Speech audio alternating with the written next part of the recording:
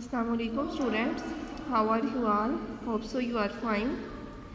Today we will solve concept check of chapter number 4 plants from page number 37. Summarize the characteristics of monocot and dicot plants under the correct heading and show in the example. हमने monocot और dicot plants के बारे में पढ़ा है। Monocot and dicot plants की characteristics पढ़ी हैं। अब उनकी करैक्टरिस्टिक्स को वहाँ से चेक करना है और उसके बाद उनको करेक्ट कॉलम में इधर पुट करना है। फर्स्ट हमारे पास जो कॉलम है वो है parts of the plant, second है डाइकोट एंड थर्ड है मोनोकोट।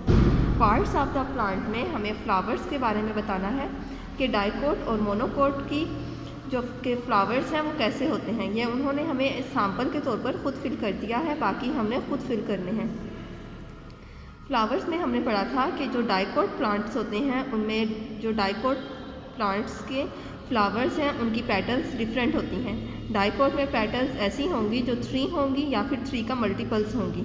मोनोकोट प्लांट में हमने पढ़ा था कि जो पेटल्स हैं वो क्या है 4 हैं या 5 या फिर इनकी जो है वो मल्टीपल्स होंगी। सेकेंड अब हमारे पास है सीड।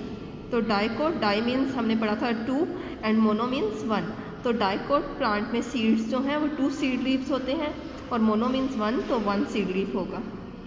लीफ हमने लीफ में पढ़ा था कि डाइकोट प्लांट्स में नेट लाइक वेव्स होती हैं यानी कि सिस क्रॉसिंग में होती हैं और मोनोकोट प्लांट्स में पैरेलल वेन्स होती हैं। पैरेलल मीन्स आमने सामने एक दूसरे की सीधी लाइंस में स्ट्रेट लाइंस में होती हैं।